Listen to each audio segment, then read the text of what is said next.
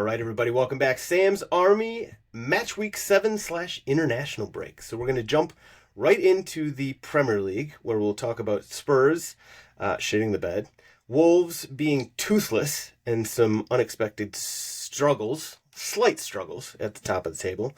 Halftime, talking weekly what if, Conor McGregor related. Shout out Mitch for that one.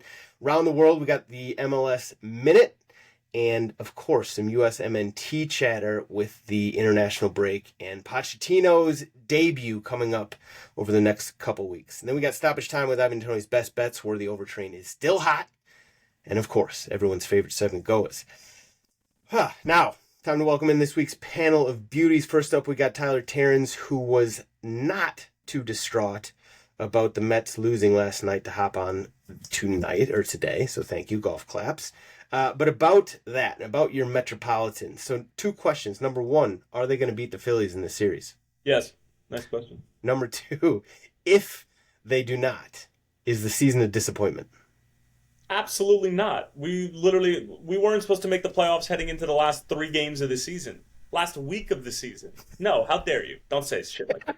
Just asking questions over here. No question. You're leading the witness. You know what? Ten Hag was right. All of you English media are bullshit, and you're always looking to kill somebody. And I feel for him. I do, really do. You're included. Really pulling a 180 here. All right, you're on your team, Bruno. Next up, we got Mitchell Goulet, aka Overtime Mitch. As a native New Englander that you are, please answer the age-old question that I, as a Midwesterner, have always wondered, but I've been too nice to ask, which is, what's the difference between Vermont and New Hampshire, and which one is better? There's a border that goes pretty north to south that separates them. They run east to west. The difference in humans, I think I like Vermont people a lot better. New Hampshire is filled with some like Massachusetts rejects, and Vermont kind of have their own identity. Better maple syrup in Vermont, and I think overall better wildlife. So I'd go Vermont is better than New Hampshire. So if you're thinking about places to visit or a little Airbnb cute vacation, go to Vermont. All right, that's a big. I think isn't NoahCon the Vermont rather than New Hampshire? Yep. So there you go. It's a clean sweep for Vermont. All right, Tommy. You know what's coming here. 1-word answer. Loudoun United's playoff hopes. Give me 1 word here. By the way, to give everybody just a little flavor here, you guys are currently in the playoffs, right? You're currently in 8th place, and that's in the East, and you're 2 points ahead of Pittsburgh and North Carolina. So 1-word answer. Stronger. You feel good. You feeling good? Yeah. All right. We like it. We gotta make playoffs. Once you make playoffs, it's anybody's game. All right, Premier League time. I mean, I don't even really need to ask what the most notable result is, because I know all 3 of you are just dying to talk about it. So I'll go to the one who is slightly more neutral than the others. Tyler, let's talk about this Tottenham-Brighton game, wherein Spurs came out hot. We looked good. We were up 2-0. Things were chugging along. Could have been up 3-0. Could have been up 4-0. And we lost. We somehow lost this freaking game. I don't know. Take it away. Just go with it wherever you want with it. First of all, I thought that was Everton out there playing against Brighton, number 1. Number 2, I think that Timo Werner walked so that the likes of Darwin Nunez and Nico Jackson can fly in terms of missed opportunities and just be horrendous in front of goal. Should have scored and should have had that assist in the first 60 seconds across the face of the penalty area.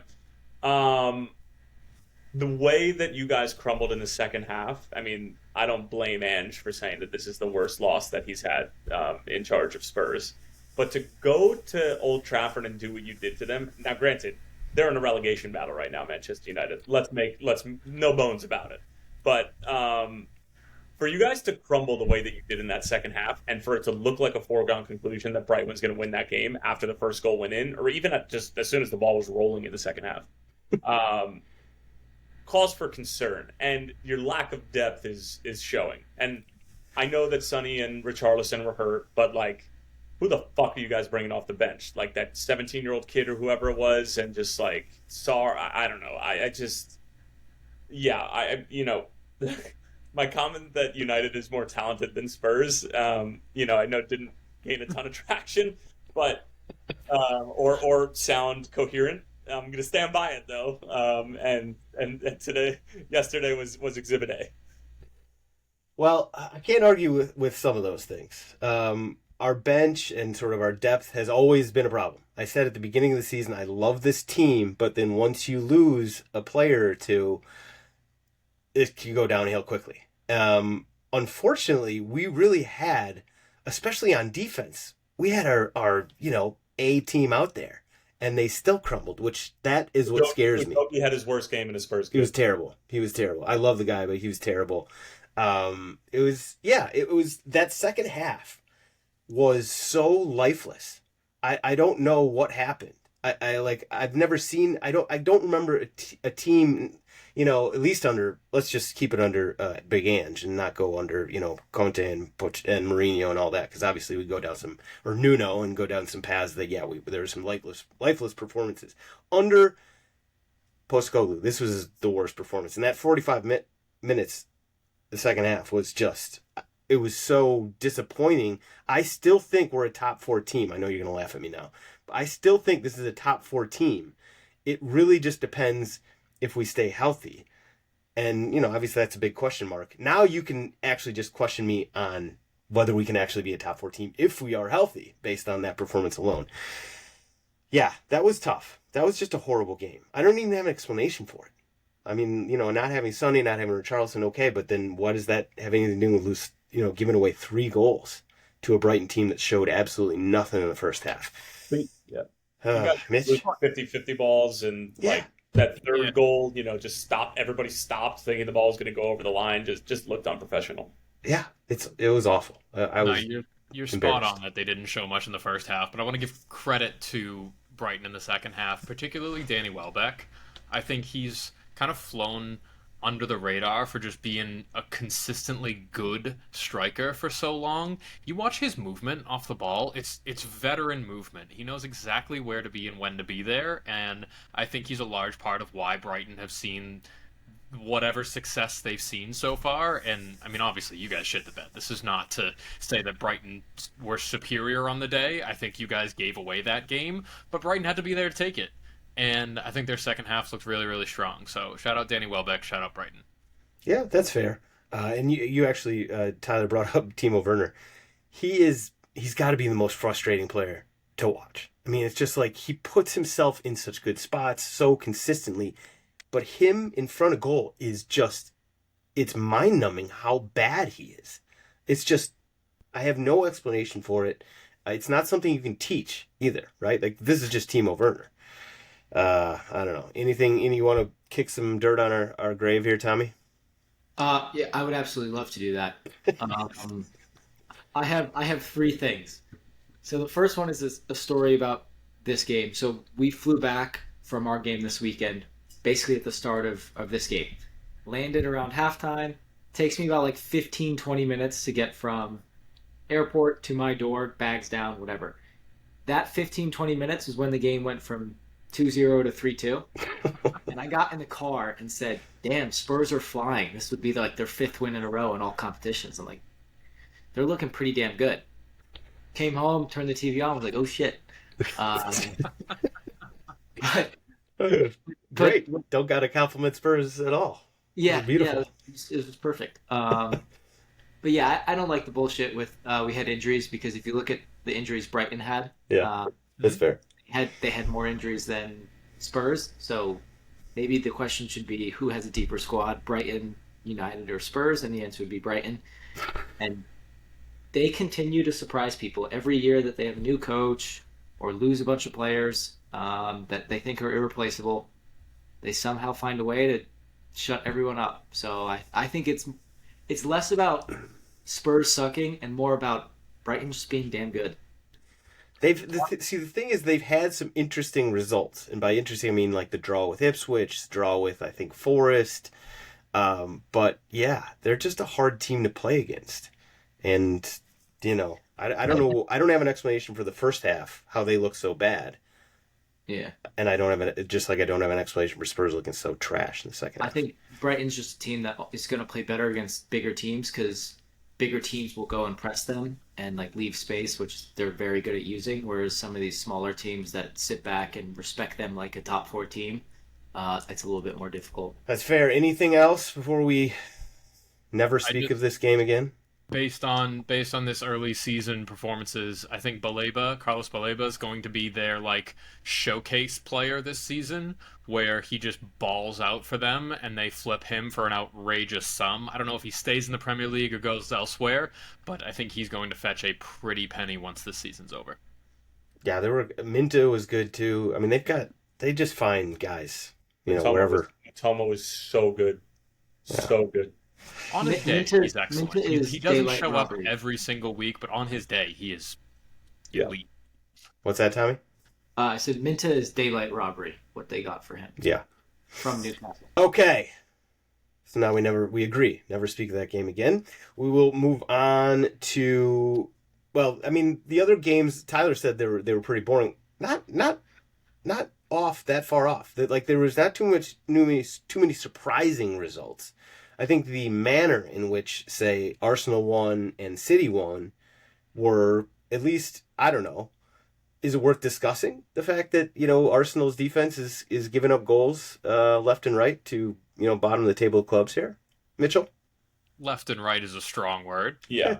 A little exaggerating, yeah. It was an exceptional finish off a deflection that you are going to give up goals like that on the counter sometimes. I think if you watched that game in its full 90 minutes of glory, like I don't think you did, I think you would have seen that we had the majority of the possession, the majority of the chances, and Southampton capitalized on the one, maybe two that they had. The manner in which, meaning like us conceding first, obviously not in the plans, but I think it is I think it is a testament to our mentality that we stuck with how we wanted to play. We came back, we equalized, and then we went ahead within minutes later.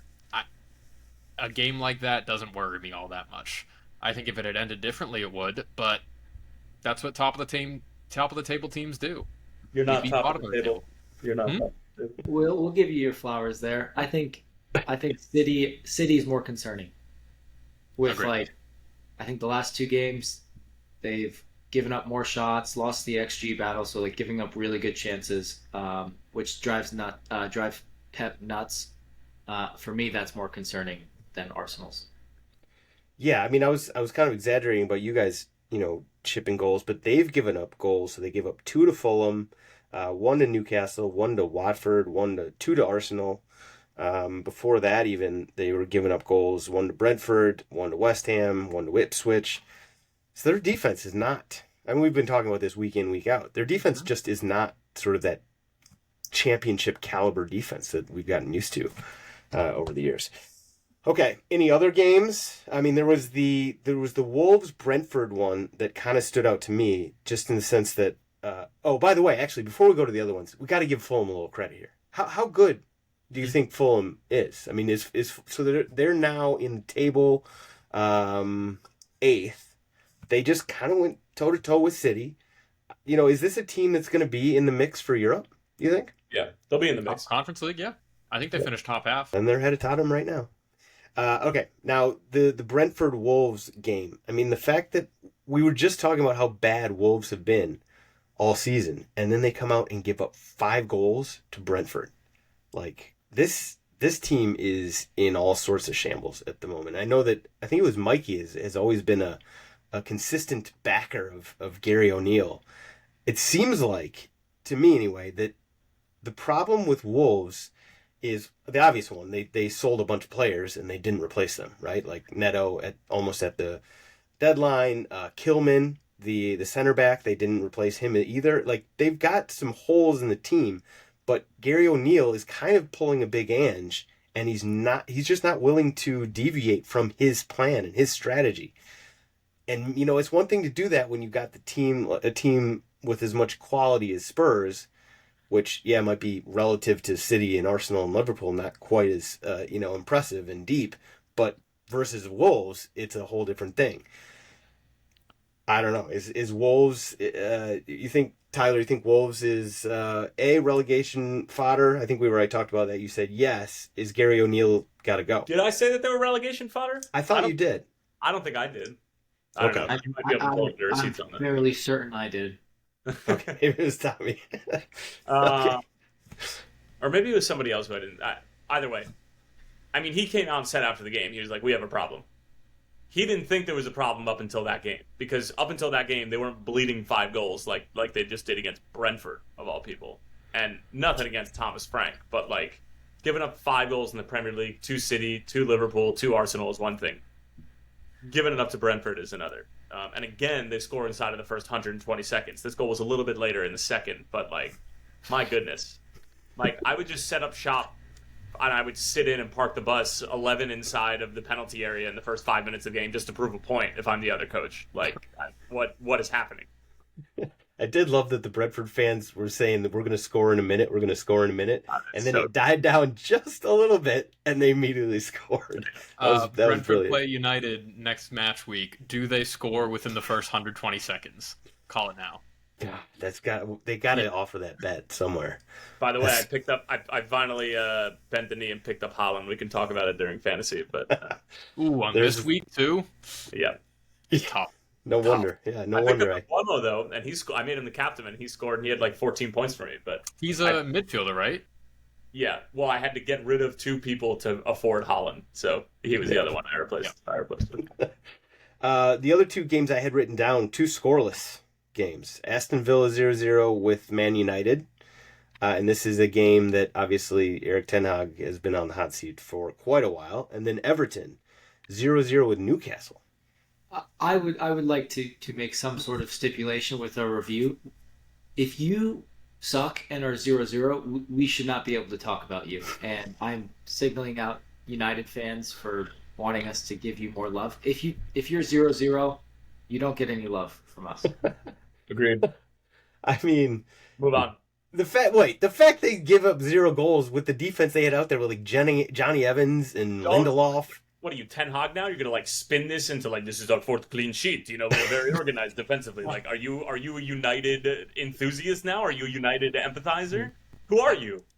Maybe I'm just being devil's advocate. Let's talk about Everton getting 0 goals too. No, if we want to talk United, get Rappaport on the show. Otherwise, let's move on because they do not deserve any more attention than we're giving them right now. All right, Dan Rappaport or Dax McCarty's got to be on next time we talk about him. One quick thought on Newcastle and Everton, that's the fact that no Isak is killing Newcastle at the moment. It's just absolutely killing them. Okay, anything else, or are we done? We're done and moving on to FPL really quickly, and that's going to be all for the Premier League segment because, as mentioned at the top, it is one of those beautiful, glorious international weeks that we're heading into. So this was a rather tough week for your boy. I'm coming off of one of my better weeks ever in FPL. I stunk.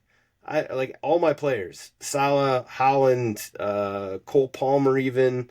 Like, just nobody did anything. Konsa got hurt. Havertz was my high scorer, actually. Shout out to Kai Havertz. So I stunk, and therefore I fell back in the podcast league. Oh, no, I didn't. I actually somehow managed to keep... I'm tied with you, Mitchell. 437 points. We're 1-1. 1A and 1B. And Mikey in second. Yeah, only 1 point behind us. Little gap there to FCTT, 389, followed by McGunners. So what'd you do? You added Hollins. You basically had to blow up your team to do that, no? I dropped Mateta and Mo Salah and replaced them with Haaland and Mbeumo. Okay. Was that an emotional sort of damaging move there? No. You're good with no Salah. Is this preparing you for next season? I have Trent and Luis Diaz in my team. I'm fine. Okay. Let's give shout outs to the crew at the top of the league of Sam's Army Podcast League. Kyle. His team name is just Kyle. I love that. Kyle McGurn. You're in first. Habs 11. Jack Habersat. In second, Sean Dunn and on borrowed time. Not borrowed time, on borrowed time. Harrison York, McAllister's Deli in fourth, and tied for fourth, Tony Baloney team. It's actually Ryan Olson's team, Tony Baloney. All right. halftime. So this one came from the beautiful mind of Mr. Mitchell Goulet. So I think everybody saw over the weekend, Conor McGregor, well-known UFC combatant, ended up on the field, on Arsenal's field after the game. And, he's sort of messing around. They're sort of doing some play fighting with him and Saka. Very noticeable that he did not try and pull that shit with like Gabriel or Saliba, but instead with like Saka, who's probably like 5'6". But he was doing some kicks. He was doing some things. I think Mikel Arteta said afterwards, he's like, yeah, that made me like kind of nervous. Arsenal, the club itself, said we're going to change policies based on this. Like, we're not going to allow sort of celebrities access or easy access like that to the team in the field. But what if McGregor, in all his glory, had actually done so, like, obviously not intentionally, or maybe intentionally, God knows. What if he'd injured Saka? What if he'd given him a little hip throw, or maybe give him a little kick to the knee, and something had actually happened there? What Mitch, you asked the question. What comes to mind? I asked the question, but I can't really fathom the results of a situation like that. I'd be so uniquely mad because I'd want to beat the shit out of him, but God knows that couldn't happen. I think those players' legs are insured for millions of dollars each, so I think Conor McGregor would have had a hefty lawsuit on his hands. I don't think like policies need to change. I think footballers meeting celebrities is a good thing, and selfishly, it's good for content. I think you just need a little common sense over who you let near your star boy. Conor McGregor is a known wild card in the nicest terms, and he should not be allowed near anybody else in a red kit ever again. Get him over at City, though. I'm sure they'd love to have him. Tyler, anything to add here? He'd probably, being Irish, he'd probably be banned from England for the rest of his life. If he had hurt Saka. I mean, from a national team standpoint and from an Arsenal standpoint. So I feel like the government would have probably gotten involved. There would have been an embargo on him and his whiskey finding its way into England. Proper 12. Proper number 12. That's right. He was running around the field with it, but so he's a good marketer, I guess. Tommy, would you have crossed the pond and tried to have a go at McGregor if he had taken out Saka? No, I'd prefer not to get my ass kicked after an 8-hour flight. But I don't think, like, the one thing that, and goes to many, many people, you saw with like Morata, is when fans pitch invade or celebrities decide they want to roundhouse kick your $100 million 22-year-old, is when they do it in like sneakers and then they slip and fall. That was like what concerned me, and that's when I think like worst case scenario happens, and that genuinely scares me, with especially like you saw the one with Messi and the security guard, I think, that's been on Twitter. That's when worst case scenario goes through my head. Fair enough. I'll say that if something like this had happened over in the States, I know for a fact Dana White would have spun this into like a no-holds-barred match of like an Arsenal supporting fighter against McGregor, or just some kind of like entertainment spin on the whole thing. Now, I mean, over in England, you guys are probably being smarter and more mature about this, but I know if this had happened here, it would have been a much bigger thing, and I think fists would have been thrown in an official manner. And money would have been made. And money would have been made, right. Because the United States of America is the United States of America. You're right. That's a good point. Okay, so here's the new segment. We're going to try it out here. I'm calling it the power of positivity. Maybe we'll call it compliment corner. I'm not sure. We're just sort of, we're workshopping this. But in the Premier League segment, somebody always, some team, some player, some fan, some coach usually comes in for a lot of criticism. And so this week, I'm going to anoint Erik ten Hag as our official focus of the compliment corner / power of positivity. We have to go around the room. Everybody has to say something nice about him, because this is a positive podcast. We want to build people up, not just tear them down. So Tyler, give us a positive spin, or not a positive spin. Give us something, a compliment about Erik ten Hag. He's a good-looking bald man. Okay. Mitchell? He gives us someone to talk about on our podcast. really dancing around this one. Tommy? Speaking of dancing around, I really enjoy Eric Ten Hag's blend of his Dutch directness with his ability to spin things into a positive outlook, and how those two mesh together and sometimes don't mesh together. They're very fun to listen to. I have noticed he's getting absolutely killed in the media for his sort of dogged, the way he's stuck consistently with his, like, this is a long-term project and you got to trust the project kind of thing. Like, I respect that. From him. He was a very good coach with a lot of wins and trophies at Ajax, so I will give him credit there. So there we go. There's our first power positivity / compliment corner. We'll see if it has legs or not. All right, round the world time. We're going to start with the Minute Man. Time to hit it and quit it and let us know what happened on this side of the pond in MLS this weekend. All right. Well, match day 37, folks. We are well past foreplay. We're nearing the big bang, the ending, the fireworks, everybody's favorite part of the MLS season, the playoffs. Okay, so match day 37, penultimate match day of the season, and we're going to start north of the border in Toronto on one of the worst pitches that you have seen all season. Somehow, Inter Miami able to get a win in stoppage time. Leo Campana, who's been just a tremendous servant to Inter Miami, obviously taking the backseat to Luis Suarez, but when he's come on this season, he's typically scored 1-0 is the final score north of the border as Miami continue to chase the record that is New England Revolutions for the most points all time. Let's stay north of the border, but let's go to the west coast of Canada. Vancouver playing host to Minnesota United, a huge game as far as the Western Conference table is concerned, with Minnesota entering the night in the 8th spot. Yes, that is the wild card game where you have to play that one play-in game to get into the playoff proper, to get into the round 1 best-of-3 series. And Minnesota beat Vancouver in Vancouver. Hassani Dotson with the penalty kick, so that means Vancouver and Minnesota flip-flop positions in the table. So that means Vancouver, as it stands, and we'll get to Portland in a second, would be hosting Portland in the first round of the playoffs, which is, of course, the wild card in that 8-9 game.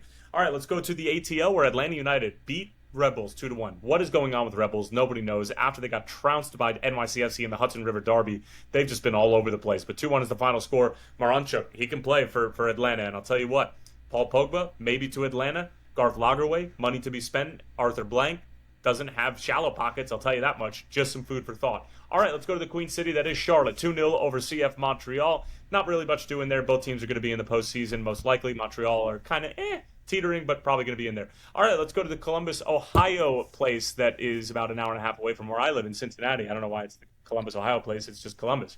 3-2 winners over the Philadelphia Union. The Union are desperate for points right now, but they're going to have to really earn their playoff spot and get some help because their next game on decision day is against none other than FC Cincinnati. And speaking of, Pat Noonan's side at home this year have a ridiculous record of 7-7-4. Meanwhile, they're 10-4-2 on the road, and they fall to Oscar Pareja's Orlando City by a score of 3-1 as the Lions continue to roar into the postseason, and they are a team to look out for to potentially do some damage in the Eastern Conference. All right, let's head to Foxborough, Massachusetts, and home to Sam Fam's Tim Parker, where they continue to struggle. DC United pick up a massive 3 points, and they're most likely going to be in the playoffs, but we will see. 2-1 is the final score. Christian Benteke now, I believe, has 25 goals on the season. He's going to win the Golden Boot. All right, let's head over across the border, Missouri border, that is. Let's go to St. Louis City. No, the Kansas border. Missouri. St. Louis City against the Houston Dynamo. St. Louis with a meaningless win because they've been eliminated for a couple of weeks now over Ben Olsen's Houston Dynamo, who are starting to stumble into the postseason. They're going to be hovering around that 5-6 spot. Let's go to another eliminated team in Sporting Kansas City as they get their doors blown off at home by LAFC, who are 3 wins on the bounce following their U.S. Open Cup final win against Sporting Kansas City. So they follow it up and they just basically say, hey, we are daddy, and you're just going to sit here and take it. This is the MLS Hit It and Quit It Minute. All right, let's go to elevation. Colorado Rapids lose to the Seattle. I don't want Jovic with another terrific goal, and 2-1 is the final score. The Galaxy now have 6 points clear of LAFC heading into decision day, but LAFC do have a makeup game against Vancouver during the international break. And then let's over to Northern California, where the San Jose Earthquakes fall by a score of 1-0 to Real Salt Lake, and the Earthquakes are proving that, yes, you might just get relegated, even though that doesn't exist in this country. All right, then Sunday, the final 2 games. NYCFC home against Nashville. NYCFC with a big 3-1 win over a Nashville team that has just been putrid all season. And then Portland and Dallas played to a very exciting 0-0 draw. And because we don't talk about 0-0 draws on this podcast, that would do it for match day 37 as we head into that match day 37 and a half, sort of like platform 9 3/4 in Harry Potter, and then heading into match day 38. That, of course, is decision day. Well done, sir. Well done. as always, you dragged boomers. You didn't rub it in for the first time in months that the Chicago Fire suck. And you, as a Cincinnati resident, called Charlotte the Queen City, which I feel like they're both Queen Cities. That's why I said we're going to the Queen City, Charlotte. They're both called Queen Cities. Oh, okay. All right. I didn't follow. Two things can be true. Okay, Sam? Right. Fair enough. Fair enough. Well done, as always, on the Hit It and Quit It MLS Minute. We now got to talk about USMNT. So, as we've discussed several times, it is the international break. Everybody loves it. It's why Mikey's not here. He hates international breaks. He hates U.S. men's national team. He hates World Cups. He hates puppies. He hates a lot of things. He hates the NBC Spore bug. Listen, the list goes on and on. But we got to talk about U.S. men's national team, and we're gonna keep it kind of brief because we do want to see how the team actually plays under Pochettino. But this is Maurizio Pochettino's debut, and they just announced today, I think, in fact, they officially made his coaching roster public, and he basically brought his whole team. Like, he just brought his he brought his son, he brought his assistants that he's had forever. He brought actually, the strength coach might be a new one, but he brought his whole team. No surprise there. Also, no surprise, the roster. So this was his first roster, dropped last week. No real surprises, I would say. I guess the biggest, perhaps, surprise was the reemergence of Zach Steffen, who's been kind of out in the wilderness for a little while, but he's been brought in. He's been playing well for Colorado Rapids. Got to give him some credit there. And so he is on the roster along with Horvath, Matt Turner, and I think Christian Schulte, right? Yeah. The other notable thing to say about this roster is, like I said, not a lot of surprises. There are some big names not on it, but they're all injury related. So Tyler Adams is gone. Tim Weah will not be there. Serginho Dest, Gio Reyna, Chris Richards, Fuller and Balogun was a late scratch. So if you look at the 11 that comes out on Saturday when we play in Austin against Panama, and you don't see some of those names, obviously nothing to worry about other than the fact that Gio Reyna and Tyler Adams can't ever be healthy, which is a serious concern. Now, the Pochettino era is upon us. Do we have any sort of big picture thoughts, concerns, predictions, anything? Any thoughts? You guys got some big brains. Tyler, you pontificate on this stuff all the time. Give us just your high level thoughts on the Maurizio Pochettino era and what we're looking at here. I think that this first window is going to be about gathering information for him. And I think that it's also a window in which, because of all the big names that you just mentioned that are not going to be there, it's actually allowed for a lot of fringe guys to make a good first impression. Because, all of the locks that we typically talk about, most of them are not going to be there. The only locks that are going to be starting is Christian, Weston, and Eunice. You would think. That's it. So everybody else has the opportunity to really make a case. And some of the names like Aiden Morris, some of the names like Marlon Fossey, Mark McKenzie has a big opportunity with no Chris Richards. So with all this said, this window is going to be a really big information gathering standpoint for Maurizio Pochettino, because come March, when hopefully those names are all healthy and it's a CONCACAF Nations League game and it actually means something, that's when we're really going to start to see who's in his good graces, who he trusts, and everything like that. As far as the style of play, typical Maurizio Pochettino, intense, high pressing, but I also think that there is going to be a coming to Jesus moment with a big name player at some point in time, whether it be related to stuff off the field during a training session or on the field. He's going to lay down a marker and just sort of puff out his chest and, just basically say, this is my team. Whatever you were doing before with Greg is no longer acceptable here, and this is the way we're going to do things. That's coming at some point in time. I don't know what it is. I don't know when it's going to happen, but it will happen, because he has to make an example, and the guys need to know that anytime you come into camp is a blessing, and this kumbaya bullshit of everybody being oh my God, we love Greg so much, I feel so comfortable coming into camp. That's over. Done. Time to light a fire under that ass. Yeah. Yep. Okay. Any other, Tommy, Mitch, any big level, high level thoughts here? I agree with a lot of that. I think right off the bat, the sentiment is going to be like getting to know each other and just taking the temperature of the waters and seeing what the vibe is like. This is for Pochettino. I really like that the Federation has backed him in the sense that they'll bring in all his coaches that he wants and all his staff and everything. I think that's super important. Just to give him the support outwardly that we say that he has.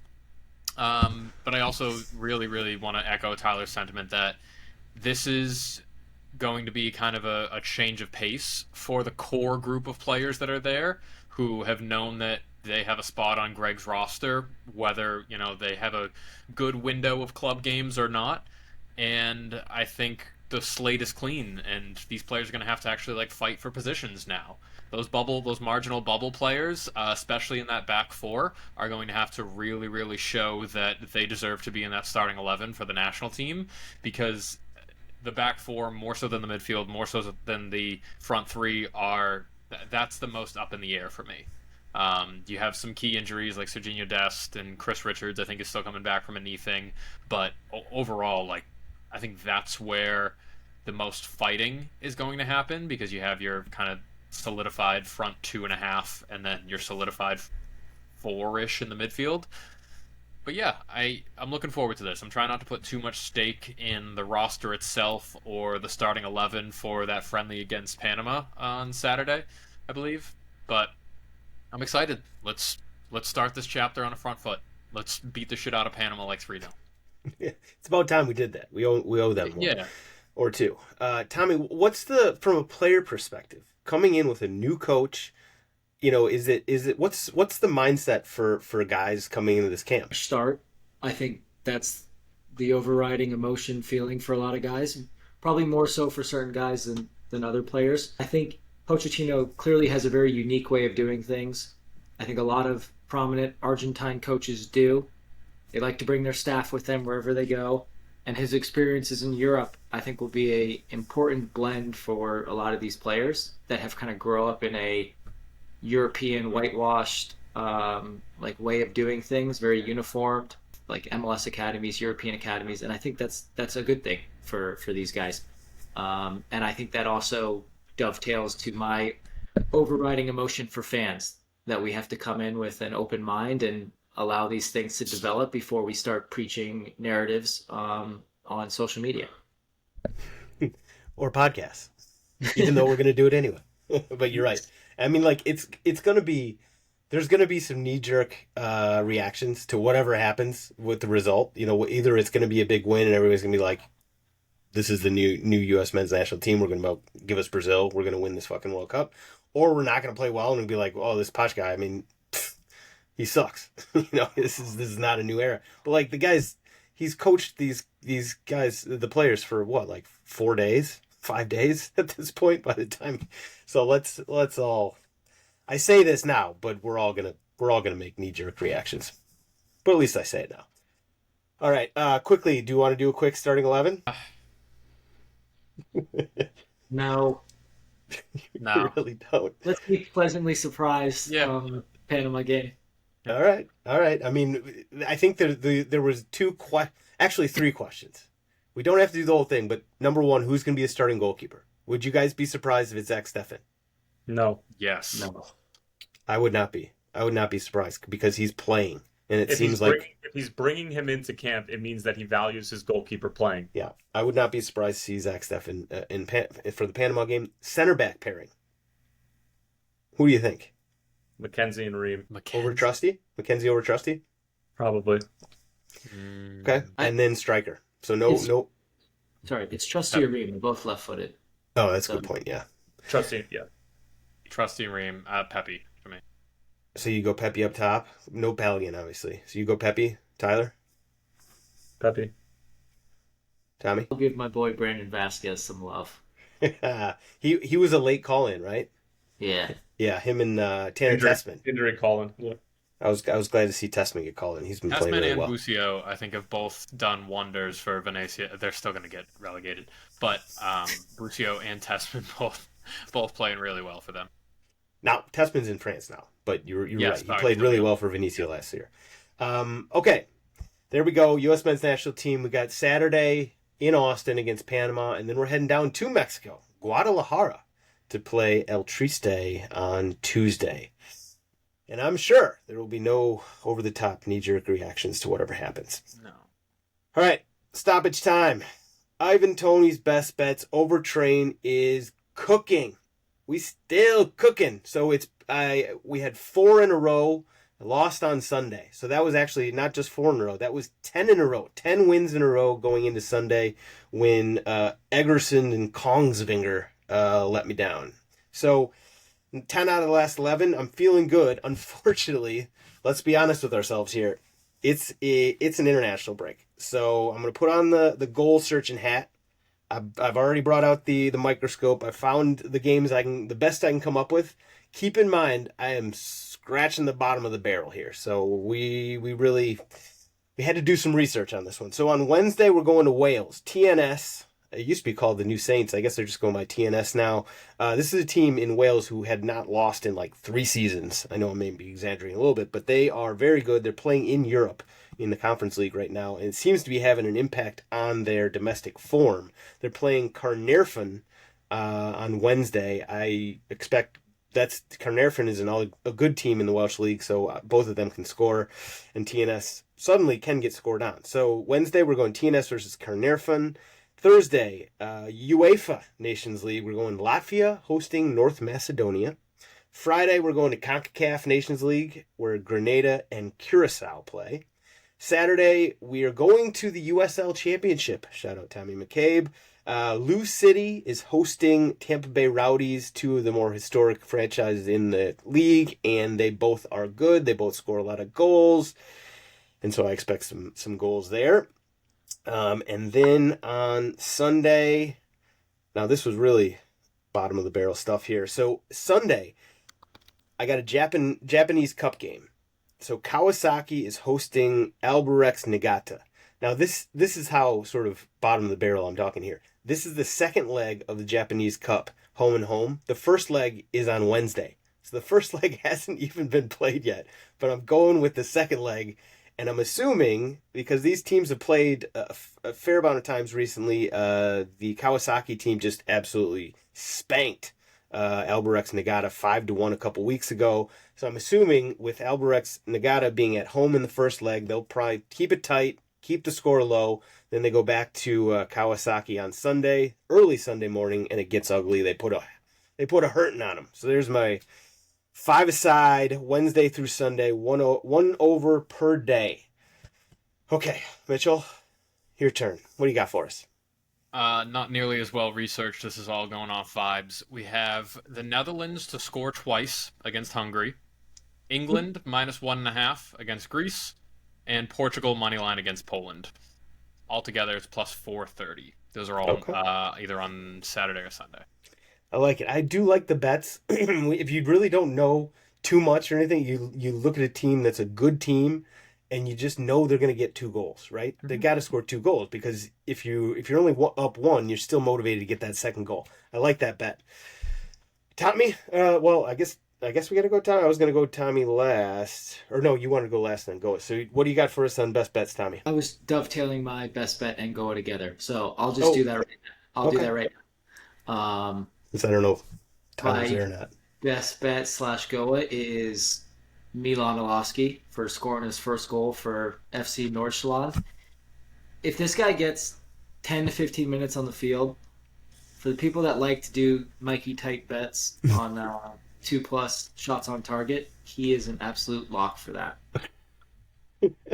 So look at I don't know, because my platforms that I use don't have nearly as many offerings for individual player stats as Mikey's apparently do, but that's a great shout. So this is Nordsjælland in the Danish first division. They're also a really fun team to watch for people that are like nerding out on games that like illegal streams or have access to it. they complete like 600 passes per game, 60% of the possession in all their games, and score the most and give up a hefty amount of goals. So they're a good overtrained team to watch while also just being entertaining. Love that. I love that. They were along with Camber one of my all-stars of last season. But then at the beginning of this season, they seem to have, or maybe it was at the end of last season, they seem to get their shit together a little bit, which unfortunately is not good for the overtrain. But they're back on the watch list now, especially with Milan out there. Now I don't know if Tyler's ready to go with his best bet or if he's taking a dump. We're not sure where Tyler is at the moment. So we can go to GOAWs and put this episode to bed. Okay.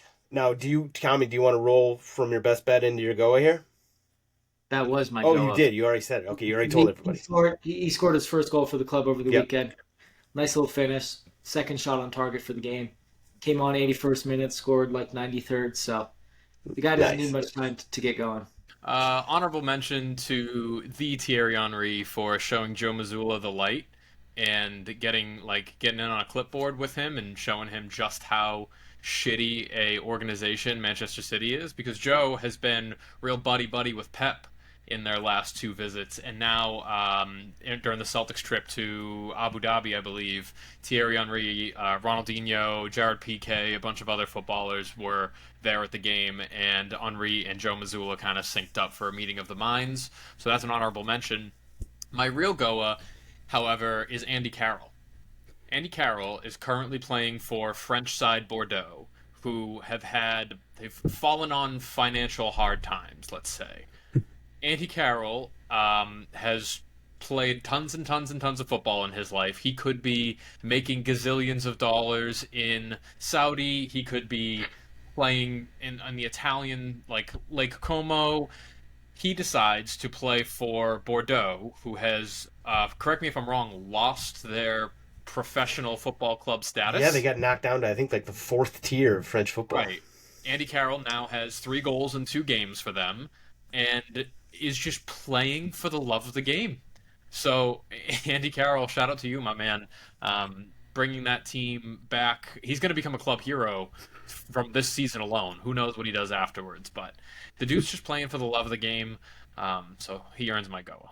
I love that. I think he even said, like, it's actually costing me money. Like, I'm paying more money to do this than they actually make. What's he on? 1,500 pounds a week? Like, if that? If that, I think, probably. So they are in the 4th tier because they went into administration. It was a whole big, issue that I think we actually mentioned on the pod before. Okay, to finish this up, I will give my 2 honorable mentions. First to Paul Pogba, who Tyler mentioned in the MLS Hit and Quit It Minute. His suspension for PEDs was reduced this week from 4 years to 18 months by the CAS on the appeal, meaning that he will be out instead of out till 2027. He can come back and play in March. So it sounds like they're already in talks to terminate his deal with Juventus, and rumors, as Tyler mentioned, of him going to MLS. He mentioned Atlanta. I saw LAFC was whispered about, and then Saudi League obviously is in the mix as well. So hopefully, this guy is 31 years old. I think it's sort of, we forget, he's only 31 years old. He's still got some tread left on his tires. Hopefully he can stay away from, illicit substances and or witch doctors and get his career back on track, because Paul Pogba is a lot of fun to watch when he wants to be Paul Pogba. Also, honorable mention to Nisa. This is the 3rd tier. It's one of the 3rd tiers. It's basically on par with USL League One, the 2nd tier of USL. And they came out with just some batshit crazy news over the course of the week that they kind of tried to slip in under the radar.